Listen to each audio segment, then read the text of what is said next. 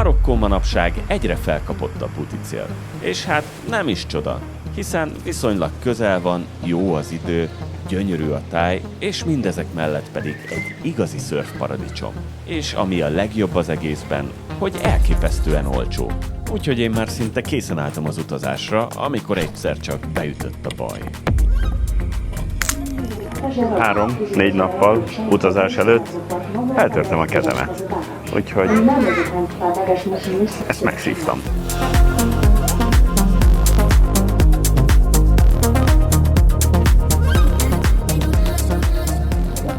Ez a kéztörés egyébként elég rosszkor jött, ugyanis tervben volt, hogy végre megtanulok rendesen szörfözni. De hát tudjátok, nem kell mindig jól járni. 5 óra után meg is érkeztünk, itt vagyunk Agadirban. Innen pedig most menni fogunk Imszuánéba.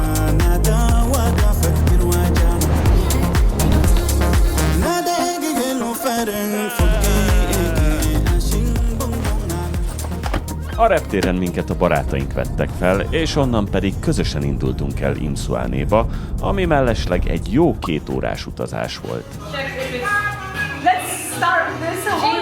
Cheers! És egy hasznos tipp. Mivel Marokkó egyébként egy muszlim ország, így az alkohol elég ritka, illetve drága is. Úgyhogy ha alkalmanként bedobnátok egy italt, akkor érdemes otthonról hozni magatokkal. Megmutatom a szállásunkat is. Egyébként ez nagyjából olyan 400 000 forintba került egy hétre, viszont 5-en vagyunk itt, úgyhogy egy elég nagy szálláson vagyunk. Van saját kis konyhánk, jó nagy fürdőszoba, itt a srácoknak a szobája, és itt pedig a mi szobánk.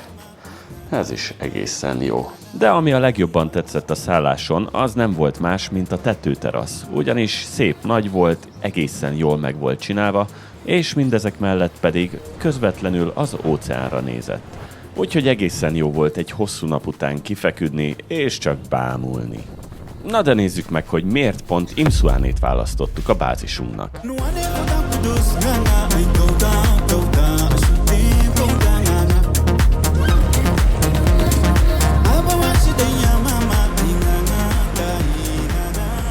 Hogyha az nem lenne elég, hogy iszonyatosan hangulatos, akkor, ahogy azt már korábban is említettem, Marokkó tényleg egy szörfparadicsom, és Imszuáne erre a legjobb bizonyíték.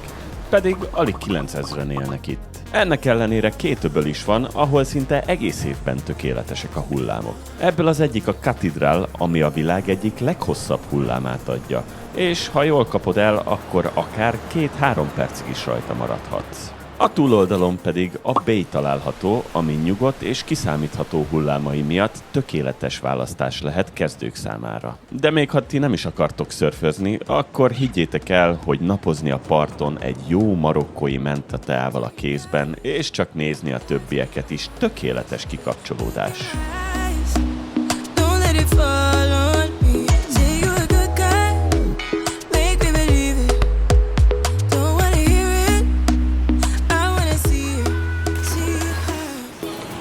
Tudtátok, hogy a Loch Nessi szörnyet egyébként legutoljára Marokkóban látták? Megsugok egy titkot. Én voltam az. Imszuáne egyébként eredetileg egy kis halászfalu. És... fish. Yeah, fish from Yes. Beautiful fishes. Yes. Big welcome in Imszuáne. Szóval pont erről beszéltem, hogy egy kis halászfalu volt, és rengetegen még a mai napig is ebből keresik a pénzüket. Úgyhogy, ha idejöttök, mindenképp egyetek egy kis friss halat is.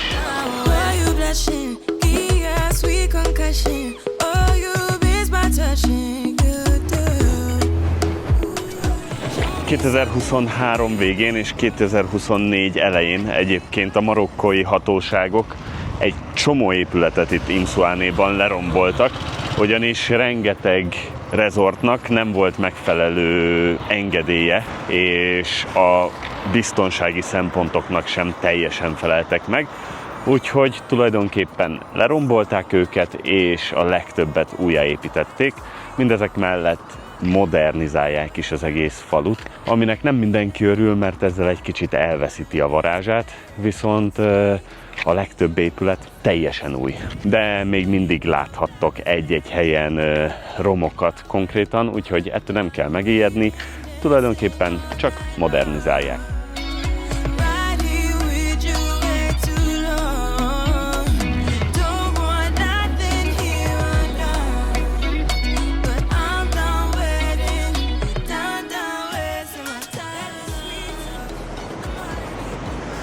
Kijöttünk reggelizni, és szerintem itt egész Imszuánéban ez az egyik kedvenc helyünk, vagy hát ez lesz a kedvenc helyünk. Úgyhogy a mai reggelit itt, ezen a helyen fogjuk elfogyasztani, piknik stílusban. Ezt nézzétek meg, egyszerűen lenyűgöző, tényleg. Hogy tetszik? Igen. Igen, nagyon szép. Na, együk meg a reggelinket.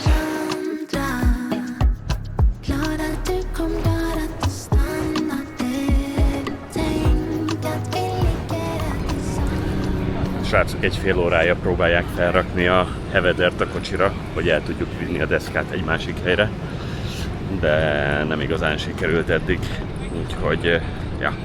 Én pedig félkézzel abszolút haszontalan voltam ebben a szituációban. De végül csak sikerült megoldaniuk, úgyhogy útnak is indultunk, és az első állomásunk az a Szahara volt. Figyeljétek, itt vannak a kecskék a fákon. Nagyon kemény. Tök vicces. Sose láttam még kecskét fára mászni. De úgy tűnik, hogy tudnak. Na, menjünk tovább. Ja igen, és hogyha esetleg kocsit bérelnétek itt, akkor arra figyeljetek, hogy a helyiek elég érdekesen vezetnek.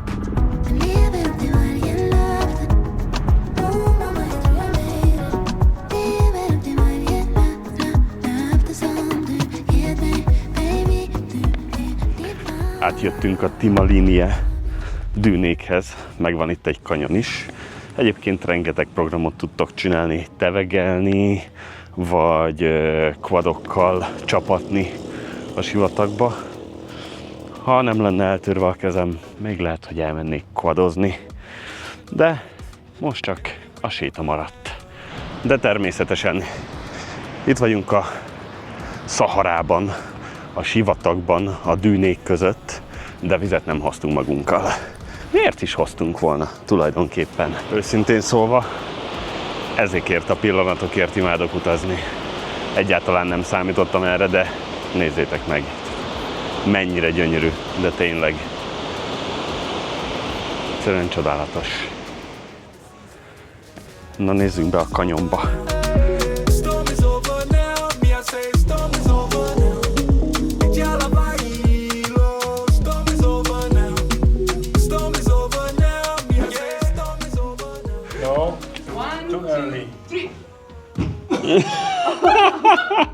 Very nice. Ez elég menő. Tényleg olyan, mint az Antelope Canyon. Kicsit kisebb, és nem narancs, de attól függetlenül még tetszik. Jó cucc. Na de most már haladjunk is tovább. Úton vagyunk Pegazut felé, és itt útközben találtunk egy nagyon érdekes helyet, méghozzá Agrut faluját, aminek az az érdekessége, hogy teljesen színesre van festve az egész falu, és egyszerűen nagyon frissítő és nagyon szép ez a hely, úgyhogy ha errefele jártok, ezt mindenképp nézzétek meg, mert egyszerűen teljesen más, mint amit eddig láttatok Marokkóban. Bye bye! Egyébként ezt a helyet kimondottan a turistáknak és fotózás szempontjából festették ilyen színesre, hogy egy kicsit fellendítsék a turizmust, és hát őszintén szólva tényleg nagyon üt ez a hely. Nagyon jó harmóniában van az amúgy viszonylag sárga és kék színekkel, ezzel a szaharai háttérrel. Ezek a színek élénk színek, igazán jól néznek ki. Úgyhogy ez az egyik kedvencem eddig. Nagyon jól néz ki.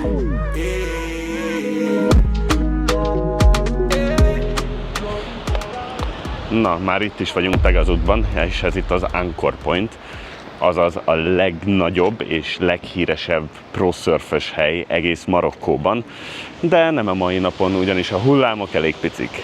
Egyébként vicces volt, ahogy kiszálltunk a kocsiból, megtámadott 2 helyi kisgyerek, és azonnal le akartak húzni minket 10 dirhammal, de nem volt nálunk semmi apró, úgyhogy nem voltak túl szerencsések, aztán bemutatott nekem. No money! Fuck you do! Mindegy, kedvesek.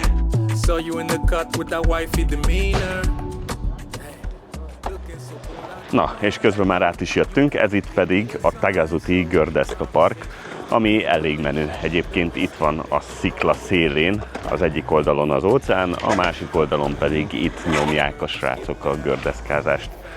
Tiszta Los Angeles, Venice Beach. Figyeljétek!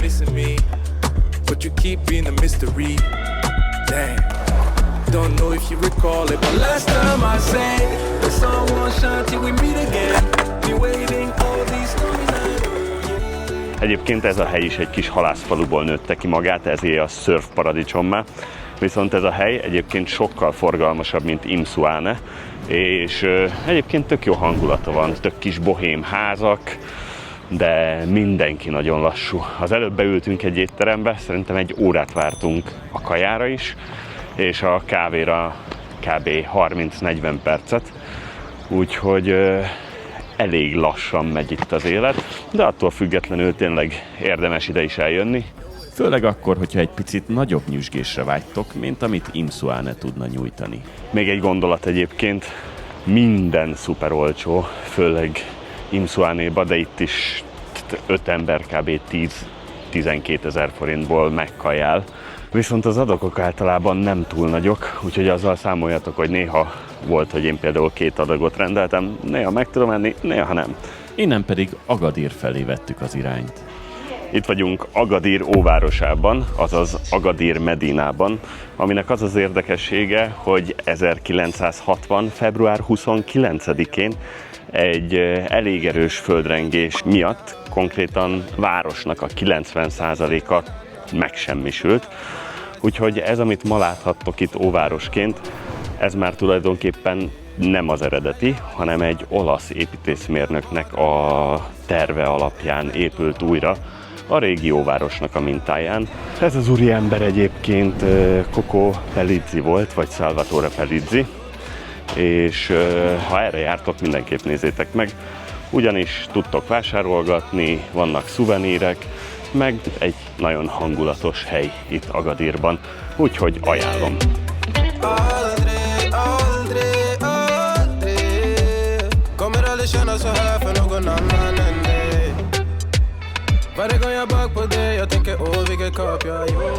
Mindezek mellett, hogy érdekes program, a belépő mindössze 20 dirham, ami kb. 100 forint lehet, úgyhogy még csak azt sem lehet mondani, hogy drága lenne.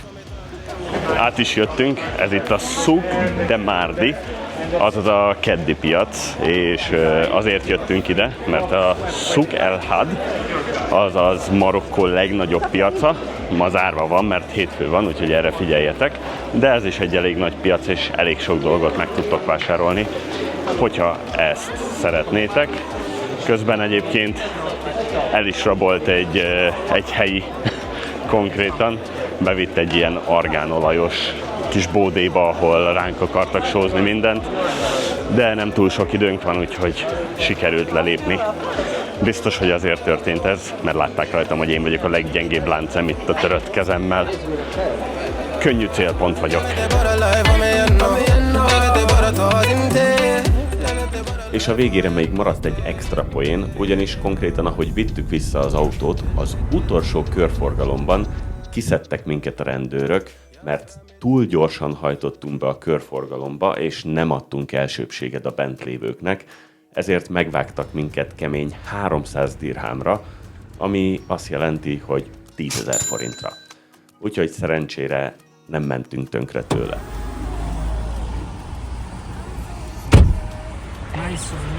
És közben el is érkeztünk a videón végéhez, és azt kell, hogy mondjam, hogy nekem nagyon tetszett Marokkó.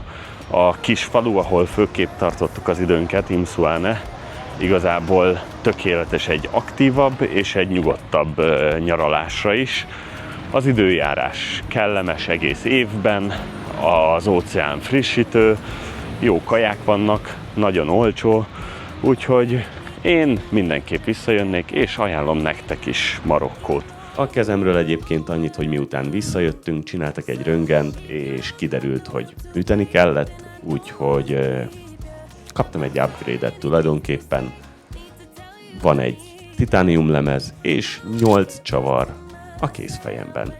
Úgyhogy ott a kis vágás, ilyen szép lett a kezem. Amennyiben tetszett a videóm, vagy hasznosnak találtátok, kérlek dobjatok egy lájkot, iratkozzatok föl a csatornámra, ha még esetleg nem lennétek feliratkozva. És írjátok meg kommentben, hogy ti jártatok-e már Marokkóban, vagy hogy szeretnétek elmenni. Most pedig köszönöm a figyelmeteket, és hamarosan találkozunk. Addig is, szevasztok! You must think I'm so confused. Baby, if you only knew the truth. Need the moment, need the minute, just as bad as I need you. Even though I'm